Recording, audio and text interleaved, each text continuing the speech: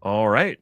Welcome, everybody, to today's live stream, Successfully Scaling Your Infrastructure as Code. I'm Ned Bellavance, and I am joined by the esteemed Anton Babenko. You know who he is, but for anybody who might not, Anton, say hi and tell people a little bit about yourself.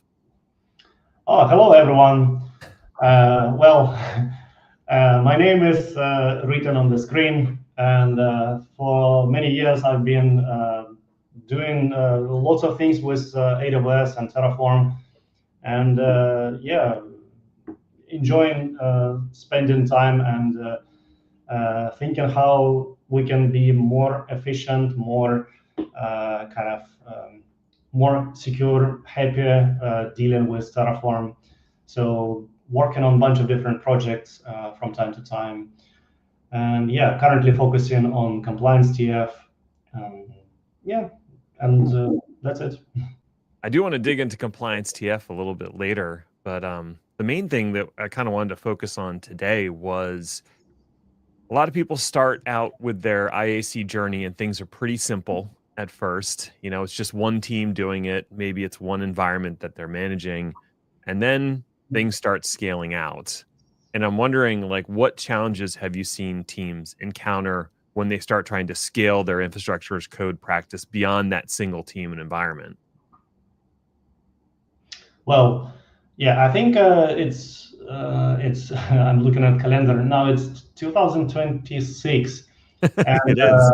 to my mind, there are a lot of people who already know what is Terraform and how to use it, and I can clearly say that Terraform itself is not a blocker, is not a problem, or is not a limitation.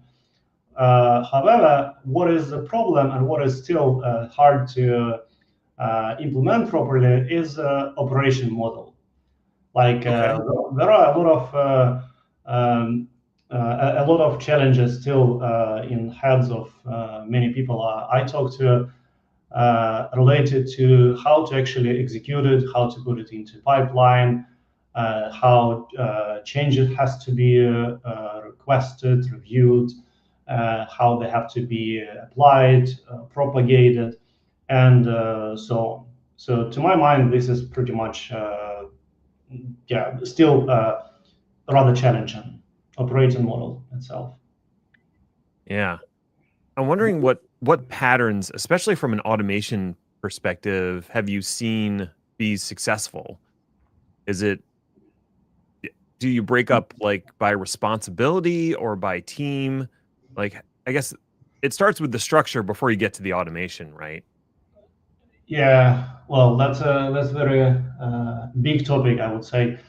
Uh, so first thing which I'd like to kind of emphasize is reduce amount of flexibility as early as possible is important. So Okay. when I see people kind of becoming creative in places where they shouldn't be creative, then it makes me sick very quick. So I really evangelize to standardize everything like module structure, naming, tagging, repository layouts, and I believe that when we have fewer options and fewer choices, then it will lead to significantly faster work and fewer mistakes. Hmm. And now, especially when, well, okay, we're already like 2 minutes in the stream, so let me already put my first shameless plug here. Of course. We already like in the time where we use AI and we use a bunch of different Claude code and so on, and we already don't write, like sometimes, of course, we still write Terraform, and there is nothing bad in doing that.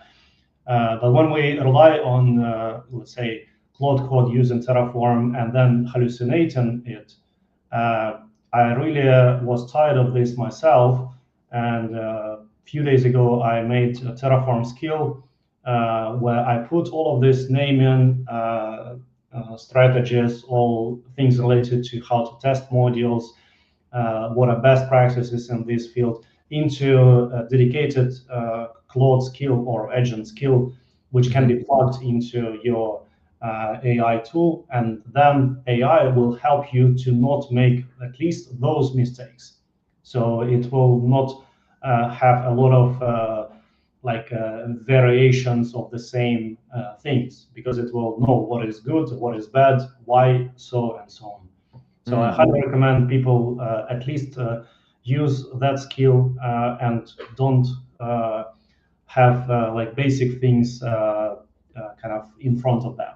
That's really important, because hallucination was a big problem when it all started, but now there are so many good tools to get rid of this problem. So it's just a bad idea to not use it.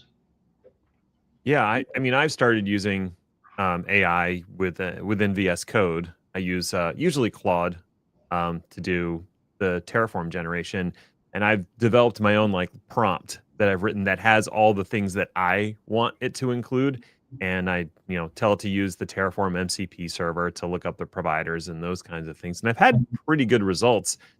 I haven't tried a skill yet. How does the skill build on the idea of me just having a big prompt and a markdown file? Well, the thing is that MCP is definitely needed to provide precise information about provider properties, attributes, arguments, and so on. While LLM itself knows about a bunch of features of different tools, but it does not have any guidance about what is good and what is bad, or how to choose this versus another, where to pay attention when you decide on your module strategies, which tools you should be using versus another tools. Sometimes you may get this information even from LLM, but in many cases, it will be either time consuming or token consuming. And that's why it's more efficient to digest this information or to summarize this information into a skill and let LLM to use it as part of its prompt. And it will provide significantly quicker and significantly better results out of the box. Neat. As you update the skill, is that something that gets pulled down automatically? So if you add more content or more guidance in the skill, is that pulled down by the people using the skill? Well, that's probably the right direction to go. So far, I have not updated anything there, but there is still a pull request where someone add a significant portion on, let's say, state management. And it's really sophisticated and really very good summary of points which we need to know when we are dealing with state management, like what to use, how to use it, and so on. So the way how this can be done is that people who use, let's say, Claude Code, then they install it as a plugin, and then they can use auto update feature in Claude Code. It will pull it, I don't know, every time when you start Claude or something like that. But also, it's just a repository which you can always just git pull on your own. While there are a lot of other tools which can help you with management of this skill. We are pretty early in this field right now, I would say, but still, I believe that MCP plus like knowledge of what works, what doesn't work, how to come up to a certain decision is essential. Now I use it, and I don't have almost any hallucination in terms of when I work with Terraform code. Sometimes there are like different parameters of CLI tool which doesn't exist, but then it thinks that it has to exist. So it invents some parameters, but very seldom. Gotcha. That's really interesting. That seems to work really well at the individual developer level, right? That's where they're going to be writing the code. Once it goes into an automation system, now that's a whole other can of worms. I'm curious to know, like, what patterns have you seen on the automation system side to take that Terraform code and then deploy it successfully across environments? Yeah, well, this is definitely, like I mentioned, writing Terraform code is pretty much job of platform team. So platform team writes a bunch of different low-level components, Mm, modules, think about different architecture patterns and so on. So that's what I was always kind of evangelizing and saying, like, not everybody in the team or in the company should be obsessed with like, oh, I can write Terraform. Well, please don't. Like, really, there should be a separation that people who write Terraform code and they may be good at it, so they can write like different primitives and they can figure out usage patterns and so on. But then application teams who actually write application code and they understand how to use these boxes to connect together, they shouldn't be actually knowing Terraform so well, like, and they shouldn't be obsessed with Terraform latest features. So I think that this separation is still important nowadays. So definitely a clear separation, clear line between the platform and product team who write code. That's okay. essential. Yeah, and developing that internal library of modules that are simple and reusable and pluggable. So the Yeah, application team can kind of treat it like Lego bricks as opposed yeah. to writing a bunch of Terraform code themselves. Mhm. Do you Yeah. see a movement eventually away from the application teams even knowing about the Terraform and instead working with like some sort of AI skill that will be able to pluck the modules and build the Terraform for them instead of them having to learn it? Absolutely, absolutely. Okay. This is already happening in some places, and yeah. Um, like for a few years, I was dreaming that more and more people will actually forget about what kind of tool do we use. Is it Mm, Terraform or is it something else? People shouldn't be very excited about which tool do we use. So I strongly believe that there is almost no benefit for the user to know and to learn details of the implementation of certain tool as long as the business goal is satisfied. So pretty much, if you can get your job done without knowing internals of whatever tool you are using, then you're good to go. It's the right. same what we are using, let's say, computer. I don't have a clue how processor works.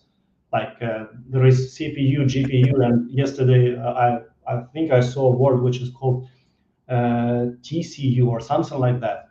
I have no clue what is it, but it is somewhere in my computer, and I can get my job done. So yes, I'm happy. Same with Terraform. I don't think we should be really motivating people to learn and instead of Terraform, it can be anything else. So I'm really glad that there is a tool which makes us lazy, and this tool now is called AI. Excellent. So as soon as I can teach AI or do whatever is necessary, which will lead me to a high quality result in short time with less efforts, with let's say uh, high quality overall, then I'm glad. I totally feel that. I don't need to get bogged down in writing individual resource blocks and I'm writing the modules that other people are going to use. Anybody who's using the module, it'd be nice if they didn't even have to know about the module. Just know it exists and then have the AI plug it all together for them. Well, one Um, thing which is unfortunately legacy, I would say. Well, it was legacy from early days, but now I'm really glad that guys from Terra team are working on this. What is the name of it? Stack? Oh, I forgot it. Where they get rid of state file, state graph, oh, right? tell me more about that. I haven't heard about that. State graph, right? State graph.dev. Okay. This is the latest edition, right? State graph. Yeah, exactly. So for many years, Terraform had this concept which is called state file, right? Hmm. Many of us know this, and we may think like, oh, that's a great thing that we have this state file which we can look into and we can understand what we have there, and we can store it somewhere, we can encrypt it somewhere, we can put secret, we can not put secret. So there are lots of different things happening there. But what I was always kind of thinking is that this thing limits us from doing a lot of good things. And when I think a couple months ago, when Josh published that they are looking into design and develop this product, which is stategraph.com, I was so excited. I was boarding plane that time, and I was literally writing an email to him saying like, "Oh my God, this is the best thing ever," because I'm actually dreaming about this bottleneck reduction myself every time when I work with Terraform. So put it in very short terms, I want to say that every time when we put our Terraform code somewhere, we create some sort of legacy, right? So we create something what we will have to refactor somewhere or somehow later. For example, we'll have to think about where to move this resource. Maybe we have to write some moved block or some other blocks. So this is something what we need to constantly pay attention. And the solution which Josh and Malcolm came to was the implementation where we deserialize all of the information which we have in state file and store it in Postgres database, where we can have the same relational and graph and all these fancy things. But it's only serialized back into the file in order for Terraform to consume. So what it means is that we can move files around the way we want without thinking about without thinking that there is state file and we need to run Terraform state MV commands somewhere. And in general, it's a brilliant idea, but it has to be implemented somehow in the Terraform layer, not as external tool. I didn't look into detail because I'm busy with other things, but I'm really excited, and I believe that this is something what has to be taken seriously by many Terraform users. Yeah, I know that the state file has often been a painful sticking point because once you get a certain number of resources, it really slows down how quickly the graph can compute. And if you're only changing one small thing within the graph, why does it need to calculate the whole graph? Can it just walk that one branch and go, oh, okay, you're changing two things. I don't care about the rest. I know you didn't change that. Yeah, or even more complicated things when I work on, let's say, some Terra Grant or TerraMate project, I immediately, from day one, have to think about structure of my state files. Yeah. And then later, I will not be able to move things around so easily.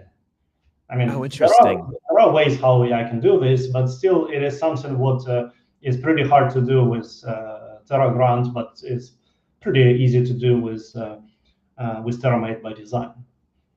Yeah, that's a challenge I've definitely run into where I have a single root module that's gotten a little too big. I want to break it up.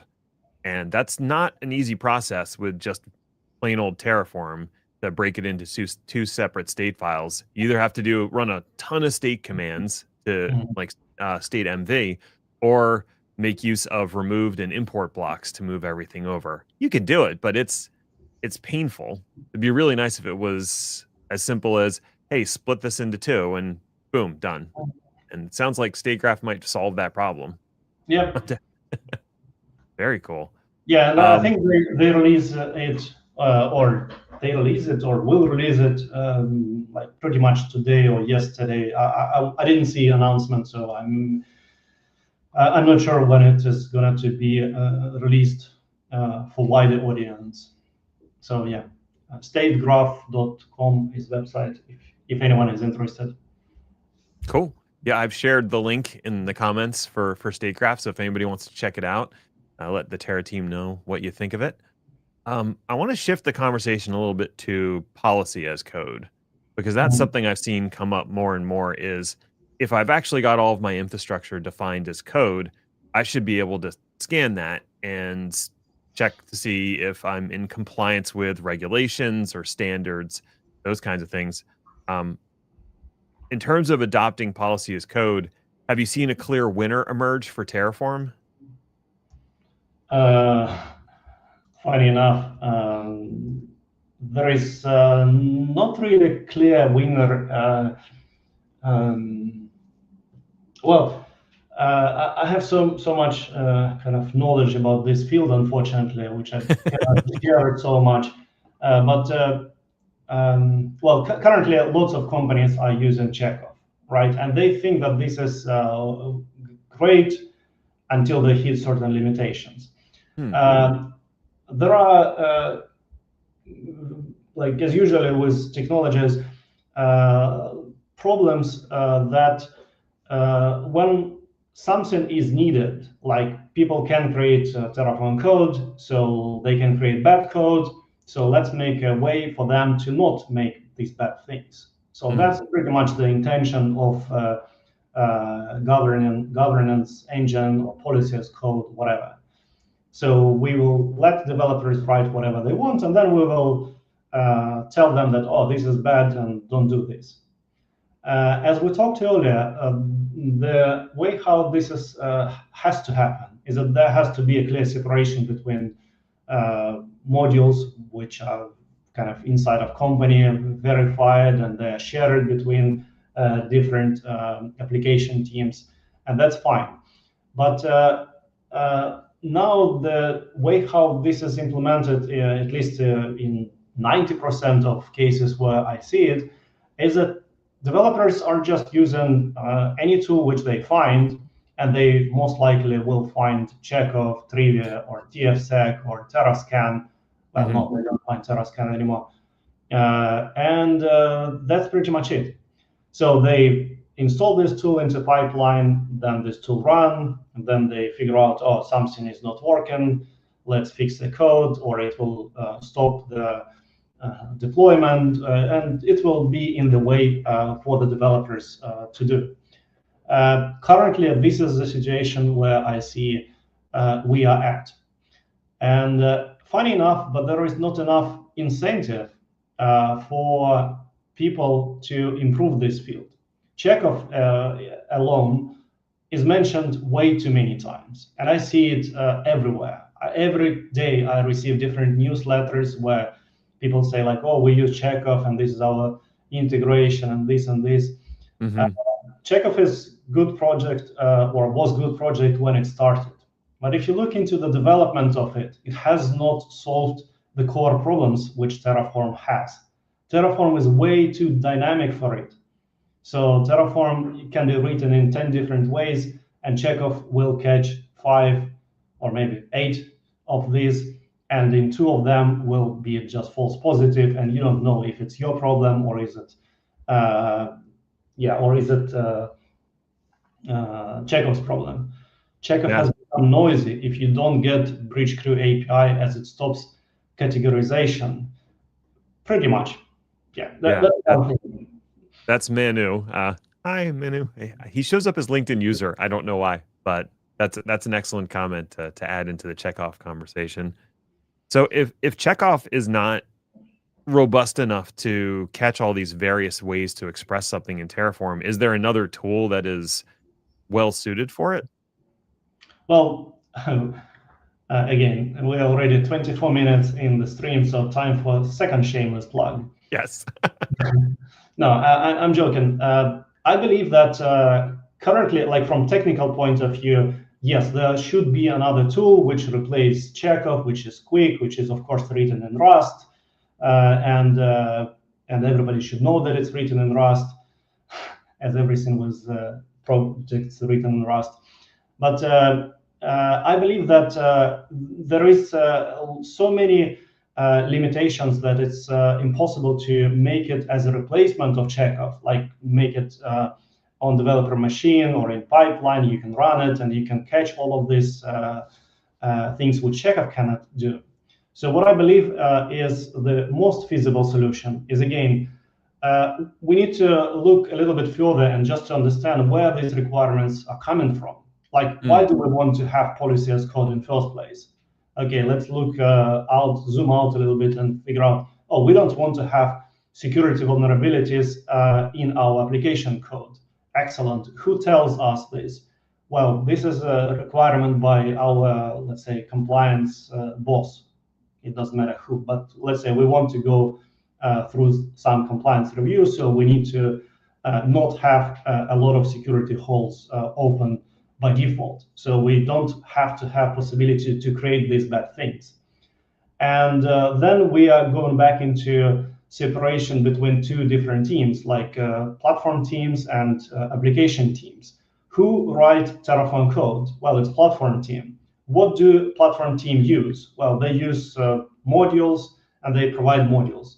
So to my mind, the most feasible solution right now is to restrict whatever is possible and restrict amount of permutation and make it fewer choices on that level, which means that if there is a way to create something insecure, then it has to be fixed and it has to be duct taped inside of the module, which is then distributed to the application team. And I believe that this is the best place to fix this, so that ports are not open like by anyone as they want, because there is security concerns and many other things. Like ports is just one thing which is kind of common, but also encryption, public access, login should be enabled, least privileges should be enforced on all IAM entities which are in use, like bucket policies, user policies, and some other type of policies. And this is the best place where this can happen. So these shared primitives should contain all this enforcement in place. And Terraform has a bunch of different ways how this enforcement can work. Funny enough, I didn't talk about policy as code so far, but I'm talking about hardening code to make policy as code obsolete. Okay. So when I write code where it is impossible to let's say provide incorrect variable to disable certain things, then policy engine which you can use will be pretty much useless, because it will well, it's a bit hard to to convince people that if you use my code, then you cannot make insecure or non-compliant resources. But that's pretty much the direction where I believe we should go. Okay. Policy as code is still needed mechanism, but to my mind, if you use modules and solutions which are already hardened kind of by design, that's what we have with packages and operation system, right? If you harden well enough your operation system, then you can run any test and checks and whatever, and it will just say like, oh, there is nothing insecure. So same principle with Terraform modules. So I believe that the solution which comes as a tool to verify your infrastructure as code currently leading is Chekhov. But in reality, Chekhov is not needed, because, as I said, due to limitation, the best result is to actually check what actually has been created, right? So like some sort of tool which runs after the fact that something is created, or at the moment when API call is received by cloud provider, something like CloudFormation Guard, what is it, preventative hooks, for example, something like that. So it's the very last moment when you are about to hit something like to do something non-compliant.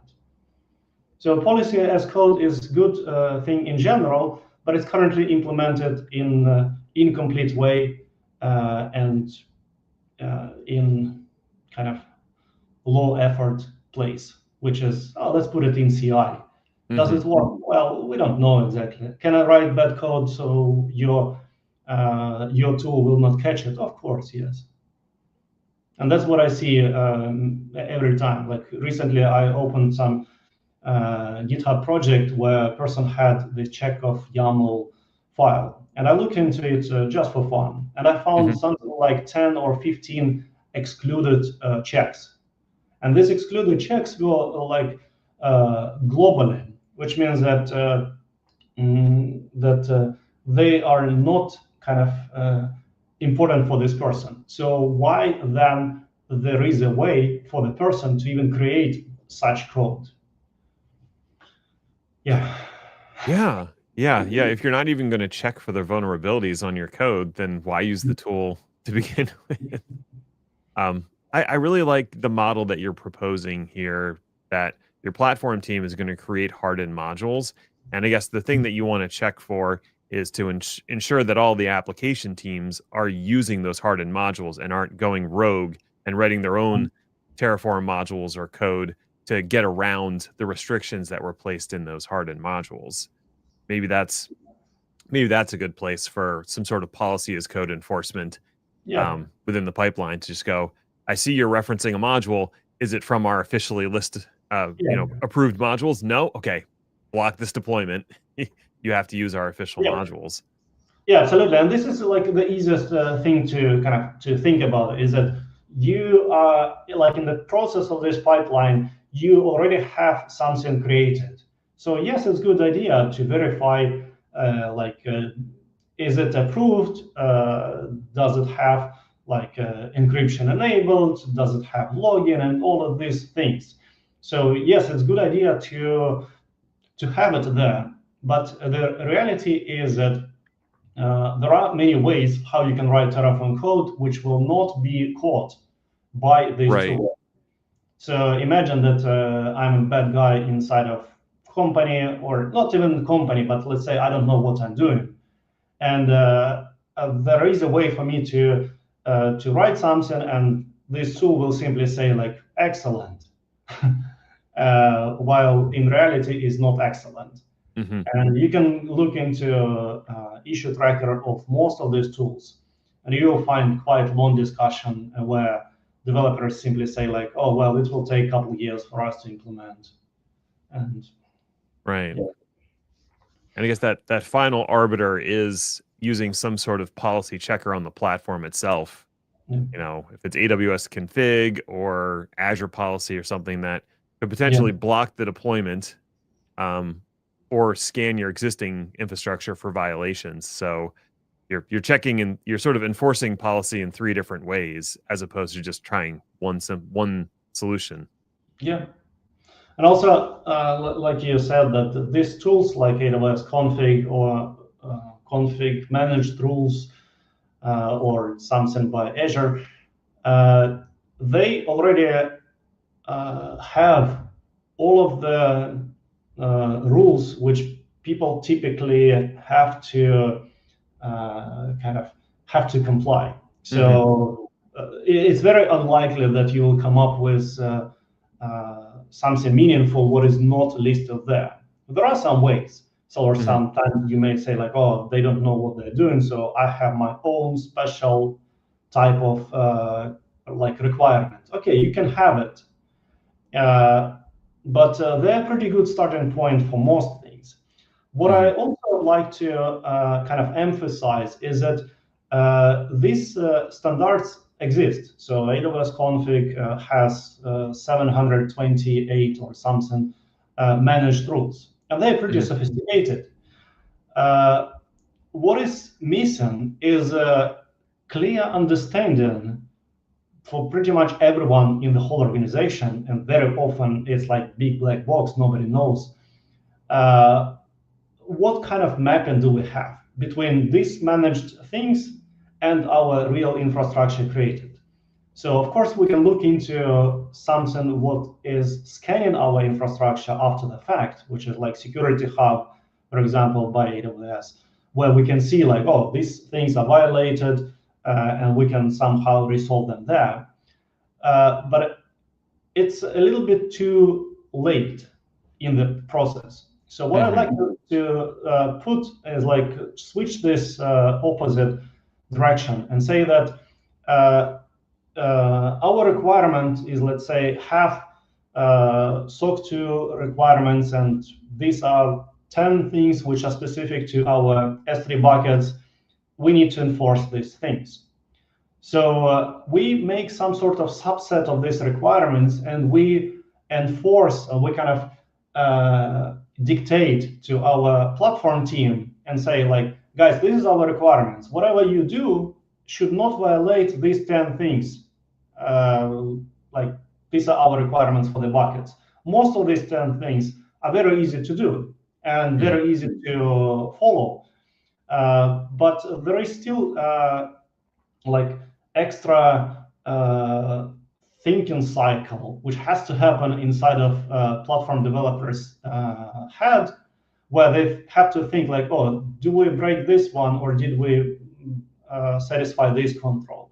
So if we have this as a, like, enforcement mechanism on top of what developers write, then it's great. So imagine that me as a developer, I write code like I think I know what is let's say S3 bucket. So I wrote some solution, I wrote some resources, I connected them somehow. So I made my module, and my company start using it. But then security hub or some person run whatever tool, and then they say to me like, oh, you know, but these things are violating, so you need to fix them. So what I need to do now, I need to open my code, I need to figure out which one is violating, and I need to somehow figure out like how to change code, how to release it, and how to update all users who are using of this code. In many situations, it's extremely time consuming. Yeah. According to research, I think by Microsoft, refactoring of infrastructure code, which is already in production, is 100 times more time consuming than fixing it right away. And this is a really efficient thing. So it's kind of pretty cool. So it's not me who say like, oh, 100 times. So yeah. Yeah. Somebody on LinkedIn said one of the challenges is as a developer, you could be compliant ABC, compliant policy or rules, NIST, etc., and I wouldn't have a clue on where it applies till I spend time, and that's not where I want to spend my time. So I think that's echoing your sentiment that the developers don't want to spend time figuring out what's compliant and what isn't. I think they would rather use pre-built stuff that is already compliant by its very nature. So if you know you have to be ISO 7000 or NIST compliant or whatever, have the modules that are already labeled saying, yeah, this is already compliant with this standard, and so I can just grab that module and use it and know that I'm already going to be in a compliant state. I don't have to go back and figure it out. Yeah, so exactly. The problem is that in most cases, mapping is missing. And what I like to kind of to think about this is that if I wouldn't have possibility to make bad things, or let's say if I wouldn't have possibility to use, let's expand this a little bit, and let's say if I wouldn't have possibility to use instance types which are not allowed in our organizations. For example, in our organization, we only use Graviton, like, and that's end of the deal. Like, if you cannot run on Graviton, sorry, but your application will never go anywhere. Then, and I put this as a requirement. Like now we all like to think about specs and requirements-driven development and so on. So we put this very early on as a requirement. Then you will have a way, or you will have to find a way to get this requirement satisfied. So, and this requirement is hard-coded early on. It's not like after the fact that we run different checks and say like, oh, by the way, your instance type is bad. You simply cannot run Terraform plan because your first of all, your validator will fail, and then precondition will fail, and then post-conditional by the end will also say like, oh, by the way, you did something bad, so it's also failing. So at least 3 ways are there to prevent it from happening. So we need to utilize this way there. And also, just since the person mentioned NIST, NIST is extremely kind of broad and extremely large amount of controls. The kind of interesting part and the missing part overall is to figure out which of these controls are applicable to which environment, to which resources, and then enforce it as early as possible. So when we say that we are, let's say, SOC 2 compliant, it doesn't actually mean much, right? I mean, for the user, it means that, oh, they can see stamped that we are SOC 2 compliant. But infrastructure-wise, it's very similar for most of the parts between all other frameworks. So we need to figure out which mapping does our application or service need to satisfy. And this mapping can include some pre-made frameworks, which we mentioned, or it can be our company-specific requirements. For example, which instance type do we use, which regions we are allowed to deploy, which naming strategies do we use, which tagging requirements we have to enforce, and so on. There are more than 20 different things which are specific enough, which we can put into Terraform right away. Yeah, and one thing I really appreciate is now you can use like data sources in your validation and your preconditions, so you don't have to have that stuff statically written into a module. It can pull that, like whatever the current instance list is, from somewhere external and make use of it. Yeah, so definitely all of this dynamic nature is there. So Terraform has most of things which I personally could dream of for, like, I don't know, for a couple of years at least. Yeah, got to put it all together. Yeah. Did you get a chance to pitch what compliance.tf is? I feel like we may have skipped over that.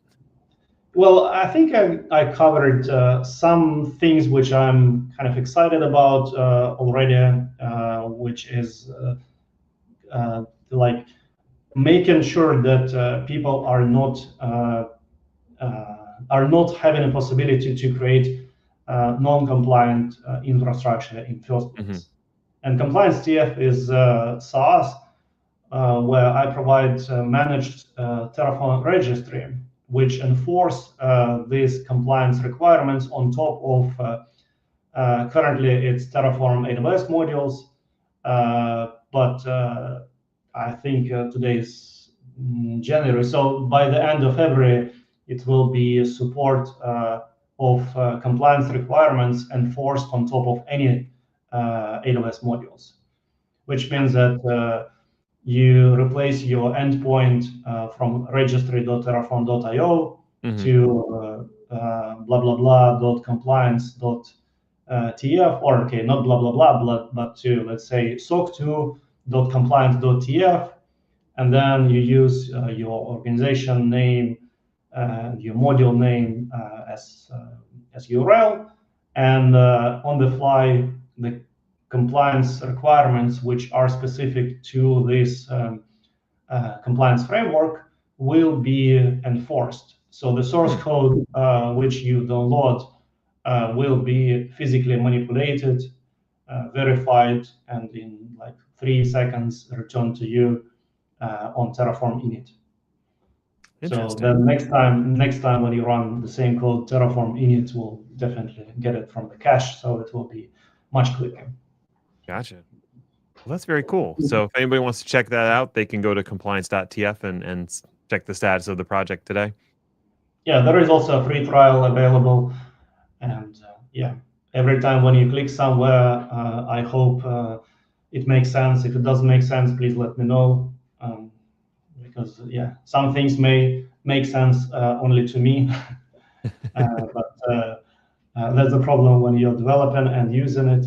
I use this project or this product myself to build compliance TF, so it's loop, the same loop as I have with Terraform AWS modules. I use all of Terraform AWS modules for all of my projects, like for last 10 years. And the same with compliance TF. So if there is an issue, then I fix it and I benefit from it myself as well as everyone else. So yeah, please give it a try and subscribe subscribe somewhere. There is Twitter, I think, and LinkedIn, and yeah, you will definitely know more about it. I think in 1-2 weeks when I finish a very large part of refactoring. All right. That sounds great. Well, Anton, thank you so much for joining for the live stream today. I hope people listened up and learned a lot from what we discussed. Want to say thank you to Terra Team for sponsoring this event. I've shared the link to their Bare Metal to Cloud guide. It's a free ebook that you can download and check out. And Anton, you helped contribute to it a little bit. So you know that at least it's got one good section in it, right? The section you helped write. Yeah, Thank and you again. I really want to say a big thanks to Terra Team for what they're doing. They're like for people who don't know what Terra Team are doing, the worst part is that they use OCaml. Ouch. The rest is great. I can't even spell it, but I guess they like it. Yeah. Excellent. Yeah. Awesome. Good. Thank you very much, Ned. Thank you again, and thank you everybody for tuning in. We'll see you in about a month for another of these Bare Metal to Cloud webinars. Bye.